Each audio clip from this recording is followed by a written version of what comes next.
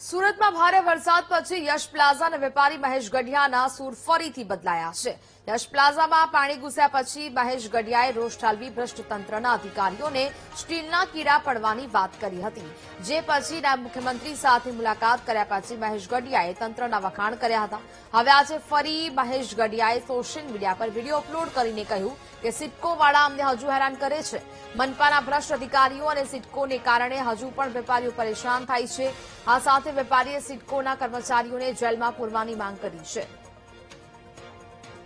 સુરત શહેરના તમામ વેપારીઓ અને એમના પરિવારોને નમ્ર અરજ છે કે તમે લોકો આ ભ્રષ્ટ અધિકારીઓ અને એમના પરિવારોને સ્ટીલના કીડા પડે એવી દિલથી મહાદેવને પ્રાર્થના કરજો, જેથી કરીને એ લોકો ઝડપથી મરી જાય અને ભવિષ્યમાં એમના હિસાબે એ ભ્રષ્ટ અધિકારીઓના હિસાબે સુરત શહેરના કોઈ લોકો હેરાન ના થાય। કે ગુજરાત રાજ્યના ગૃહમંત્રી અને ગુજરાત રાજ્યના ડેપ્યુટી સીએમ સાહેબ મારી ઓફિસની મુલાકાતે અને મારા કોમ્પ્લેક્સના અને મારા આજુબાજુના વિસ્તારના મુલાકાતે આવેલા છે અને ખરેખર એમણે દિલથી અમને લોકોને અમારી દરેક વાત સાંભળી છે। આજે સત્ય છે એ કહું છું, બરાબર, કોઈ આમાં વખાણ કરવા વાળી વાત નથી। ઘણા લોકો પાસે એવી બી કોમેન્ટ કરશે કે તું તો કાલે આમ કહેતો હતો, આજે તો ઘૂસી ગયો।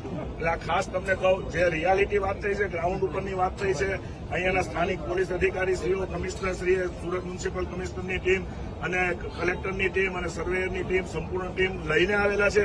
કોઈ ખાલી વિડીયોગ્રાફી કરવા માટે કે ફાંકા ફોજદારી કરવા માટે સાહેબ નથી આવ્યો। વારંવાર અમારે વેપારીઓને રોડ ઉપર ઉતરીને ઝઘડા જ કરવાના છે। હર્ષભાઈ સંઘવી, અહીંયાના ડેપ્યુટી સીએમ અને ગૃહમંત્રીને મારે કડક શબ્દમાં કહેવાનું કે શા માટે તમે આ સિડકો કંપનીને અને જીએચબીના ભ્રષ્ટ કોન્ટ્રાક્ટરને જેલમાં નથી ઘુસાડતા? તમારા મામા માસીના છે? શા માટે તમે આવું કરો છો?